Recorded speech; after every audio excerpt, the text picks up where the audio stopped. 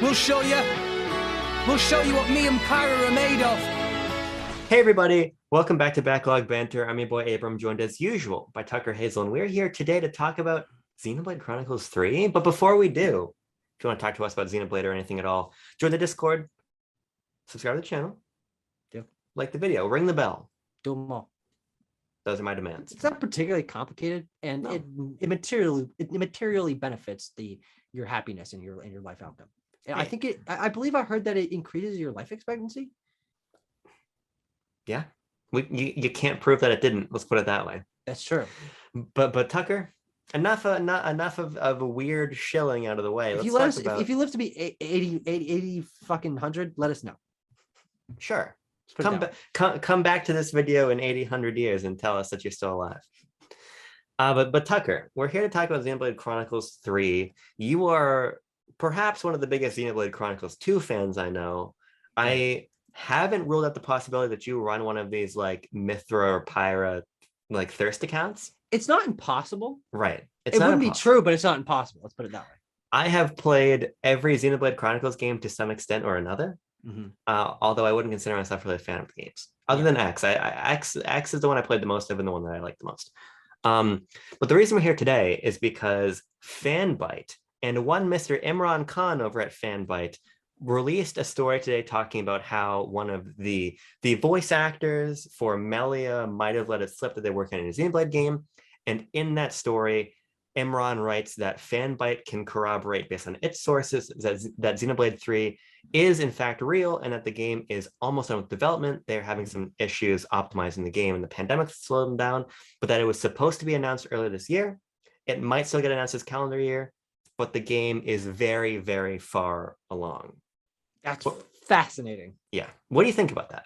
I think it's mostly a testament to how good Monolith Soft is at what they do. Yeah. I mean, the fact is that exactly 2.5 people on this planet thought that Xenoblade 2 was making 2017. And then it came out and it had, some technical issues, but on the grand scale of things, pretty minor for one of the most technically impressive games on the Switch, especially in that early era. Sure. And that game came out, and for me, it was one of my defining video games of my entire life, to be honest. It's one of my favorite games of all time. And the idea that this game is almost done blows my mind, because I thought, and I think other people thought, because of rumors and ideas after Xenoblade 2 was coming out, that they were doing something entirely different. There was supposed to be some sort of more fantasy, I think. I thought I thought there's like official key art that came out. They're working on a new IP. Yeah. That was one of my confusions. Yes. Yeah. And now this is a thing. And from the sounds of it, this could be in that or maybe early summer slot. I really don't know. A summer game, I think, for how far it is in development, sounds most likely, which is wild. Yeah. So unless there has been another report that is corroborating what Fanbyte is corroborating, they didn't give any indication as to when the game was going to release. All they said is that if anything, it's been pushed back because of COVID and because of optimization issues, because apparently there's going to be the most characters on screen in this one. Whatever that means. Whatever that means. The timeline for me is not especially surprising, considering that there were only 2 years between Xenoblade Chronicles X and Xenoblade Chronicles 2. Yes. And that involved making 2 for a completely new piece of hardware, right? Yes. So that to me, and Definitive Edition. Oh no, the 3DS version was somewhere in there. Oh yeah, wasn't it? You're right between X and 2. Yeah, so the Monolith cycle is new Xenoblade game, another version of the first one, new Xenoblade game, another version of the first one, new game. Can't wait for that second version of the first one on Switch. I'm compelled by this idea. I think it's not especially surprising that Nintendo greenlit this, because they're pushing these games very hard. Yeah. But what's peculiar is that Nintendo's interest in this franchise is not commensurate to how well it does. Yeah. The Xenoblade Chronicles games do not sell very well. No. Xenoblade Chronicles 2 is the best-selling game, and it's at like 2 million and change units, which is nothing when contextualized against all of the other Switch exclusives around it, even ones that released before it. Yeah. So the question would be, is Xenoblade 3 the game the series needs to find that commercial success to kind of stand behind the critical success that the series has always had, because I don't think there's any question that when this release is going to be JRPG of the year on Switch, almost without a doubt. Mm-hmm. Yeah, I think what really peculiars me about this is that that game sold fine. It sold better than everything else in the series. Those had been in weird places in terms of the first one being ported to or brought to the US way later. X being on a failed console, the 3DS version being a fucking 3DS version of a Wii game. A lot of weird things going into this, but 2 was finally where the series found its home on a successful console with a new game that was, not really connected. Like there wasn't. I'm just confused on why this is the direction they're going, because from what I played of 2 and what I know of 1, there can be more story in 3, but why do they need to push a direct sequel? Because it's clearly very obviously known that direct sequels on consoles usually don't sell as well as their first version. Even if you look at something like Majora's Mask or Galaxy 2, they sold worse than their original versions. And in a series that doesn't already sell very well, a big game like this seems a little bit strange to release in terms of some sort of marketing push, especially when there's just as much information that they're also working on another big IP. Well, Monolith Soft is scaling up, and they're very quickly becoming one of, if not Nintendo's most important external team. Mm-hmm. I mean, they've done support work on a lot of very major projects, including Breath of the Wild. So I'm not surprised by the idea that Nintendo is giving them the resources and the space to make multiple projects. Yeah. And I'm definitely not surprised that Xenoblade is one of them. Apparently, from what Fanbyte says, that this takes place in the far future when like the human characters have passed on, but like the blades or whatever are still around, the big titty ones. Yeah. You can't have the normal humans around. You got to have the big fan service anime girls are the ones that survive into the sequel. Mm-hmm. I personally, I think it's smart to carry that forward. Sure. I think that perhaps part of the success of the series moving forward is going to need to be building upon what worked in 2, because Definitive Edition sold about half of what 2 did. And to most people, Definitive Edition was a brand new game. But I think that there was something very particular about the fan service and the characters and the world of 2 that caught on in a way that Definitive Edition didn't, and X never got the chance to, So to that point, I think it's a little bit interesting that we didn't get like an export in between 2 and 3. I would assume that's still coming at some point in time, but I think it's smart to do a direct sequel. It's very interesting that we're going back to the Xenoblade well right away, as you said. 100%. Yes, I think that's what I mostly want to focus on, because as I was saying about the differences between 1 and 2, they're not particularly strong. There is a lineage there in terms of the history of the world that they're on, and there is connections as you reach the very end and that extra bit of content in Definitive Edition.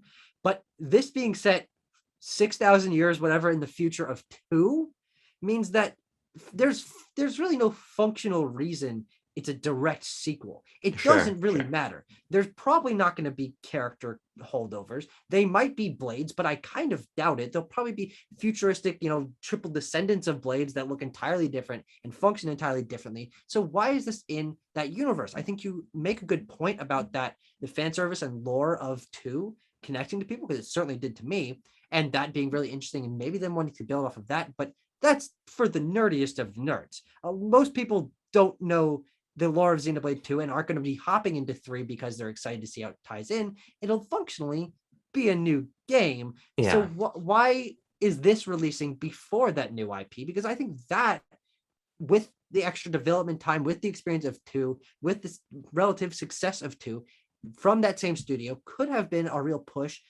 to make one of their games the next big thing for Switch. Well, I think that the hope is probably gives Xenoblade enough momentum and it is that next big thing. Sure. And I don't think we ever knew what that new IP was going to be from a gameplay perspective. We don't even know if it was going to be an RPG or whatever, but I'd assume it is, considering Monolith's history. But I think that you make the point about those characters and everything being for the most nerdiest of nerds, but I just think Xenoblade is for the most nerdiest of nerds. I Sure. think that the problem with Xenoblade is that it's a fucking disaster mechanically. You can't explain that battle system to anybody. What I really think Xenoblade needs, if it's going to break out into the mainstream, is their Guilty Gear Strive, which is the flashiness of the series, but with simplified mechanics. And until we get that, I don't think Xenoblade is going to be more than a couple million seller. Because JRPGs, it's already a couple JRPGs sell incredibly well, right? Your Dragon Quest 11s, your Final Fantasies, right?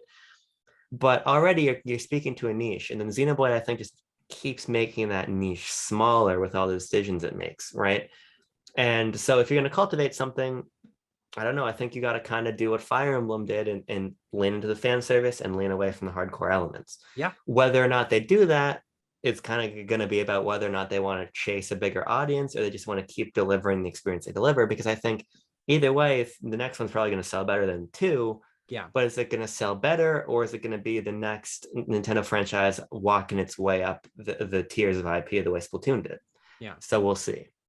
Yeah, I mean, for me, listening to all of this and thinking about the progression of this series, and for me, unfortunately, being a huge fan, it's not as popular. I honestly don't think that Xenoblade 3, a game called that, is the best idea for this series going forward. Obviously, Monolith Soft disagrees. If they're fucking making the game, I'm sure they've got ideas. There's probably gonna be plenty of stuff that really gets me excited. But considering how, for me, a big deal Xenoblade 2 was, this being a sequel to that only tangentially ties into that first one, and it being so complicated, I don't know if a third game in a series that already is super niche, that is intended as something leaning into the hardcore, sells itself as the next big thing for Switch, that a game could be if it was in the Xenoblade universe super far in the future, but not intentionally called Xenoblade blank.